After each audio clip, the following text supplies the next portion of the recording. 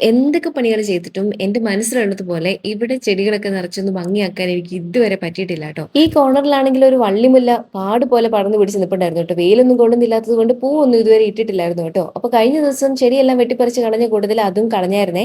അപ്പോഴാണ് ഈ കോർണർ ഒന്ന് തെളിഞ്ഞു കിട്ടിയത്. പറമ്പിൽ നിന്ന് കിട്ടിയിട്ടുള്ള കലേഡിയംസ് ഒക്കെ ഇങ്ങനെ ഒന്ന് രണ്ട് ചട്ടികളിലാക്കി ഇങ്ങനെ വെച്ചിട്ടുണ്ടായിരുന്നു കേട്ടോ. അപ്പൊ നല്ല മഴയത്താണല്ലോ ഇതൊക്കെ നന്നായിട്ടൊന്ന് വളരുന്നേ. അതുകൊണ്ട് മഴ കൊള്ളാൻ വേണ്ടിയിട്ട് ഇതെല്ലാം അവിടെ ഇവിടെയൊക്കെ പെറുക്കി വെച്ചിട്ടുണ്ടായിരുന്നേ. നിറച്ച് ചെടികൾ വെച്ച് പിടിപ്പിക്കാൻ വേണ്ടിയിട്ടായിരുന്നു ഭിത്തിയുടെ അകത്ത് മണ്ണൊക്കെ നിറച്ച് ഇങ്ങനെ ഒരു സംഗതി സെറ്റ് ചെയ്ത് വെച്ചിരുന്നത്. ചെടികളെല്ലാം നല്ല പോട്ടിലാക്കി ഈ ഭിത്തി വഴി അങ്ങേയറ്റം വരെ നിരത്തി വെക്കാനുള്ള ഓപ്ഷനും ഉണ്ട്.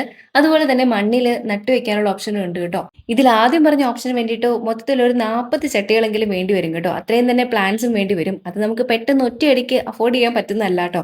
പിന്നെ മണ്ണിൽ നട്ടു വെക്കാനാണെന്നുണ്ടെങ്കിൽ മണ്ണിങ്ങനെ നിറച്ചു വെച്ചിരിക്കുന്നത് കൊണ്ട് നല്ല മഴ പെയ്യുന്ന സമയത്ത് ഇതിൽ ഓവറായിട്ട് വെള്ളം കെട്ടിക്കിടന്ന് ചെടി ചീഞ്ഞു പോകാനുള്ള സാധ്യതയുണ്ട് കേട്ടോ. ഇതൊക്കെ പലതവണ പല രീതിയിൽ പരീക്ഷിച്ചിട്ട് ഞാൻ തോറ്റുപോയതാണ്. ഇപ്പൊ എന്തായാലും ഞങ്ങള് തൽക്കാലം ഈ പായൽ പിടിച്ച ഭിത്തി ഒന്ന് തേച്ചൊരച്ച് കഴുകുന്നുണ്ട്. പിന്നെ അതിനിടയ്ക്കുള്ള പുല്ലും പള്ളിയൊക്കെ ഒന്ന് മാറ്റി ഒന്ന് വൃത്തിയാക്കിയിട്ട് ഇവിടെ നമുക്ക് കുറച്ച് സ്പൈഡറിന്റെ തൈകളൊക്കെ ഉണ്ട് കേട്ടോ. അതൊന്ന് ഇതിലേക്കൊന്ന് പിടിപ്പിച്ച് നോക്കാം. എന്തായാലും പിടിച്ചു കിട്ടുമെന്ന് യാതൊരു ഉറപ്പുമില്ല കേട്ടോ. കുറേ ചെടികളും ചട്ടികളും ഉണ്ടെങ്കിലാണ് ഇവിടെ മൊത്തത്തിലൊന്ന് ആക്കിയെടുക്കാൻ പറ്റുള്ളൂ. പിന്നെ ഇതെല്ലാം സാവധാനത്തിൽ ചെയ്യുന്നതെന്ന് വെച്ചാൽ ഭിത്തിയെല്ലാം നല്ല രീതിയിൽ പായൽ പിടിച്ചിട്ടുണ്ട് കേട്ടോ. അപ്പൊ അതും മൊത്തത്തിലൊന്ന് ക്ലീൻ ചെയ്യണം. അതിപ്പോ എന്തായാലും ഈ മഴക്കാലമൊക്കെ കഴിഞ്ഞിട്ടല്ലേ നടക്കുള്ളൂ. അതുകൊണ്ട് എല്ലാം ഇങ്ങനെ പെൻഡിങ്ങിൽ വെച്ചിരിക്കുകയാണ്. ഒരെണ്ണം ചെയ്ത് കംപ്ലീറ്റ് ആയെങ്കിലേ ഉള്ളൂ മറ്റേതെങ്കിലും ഒന്ന് ചെയ്യാൻ പറ്റുള്ളൂ.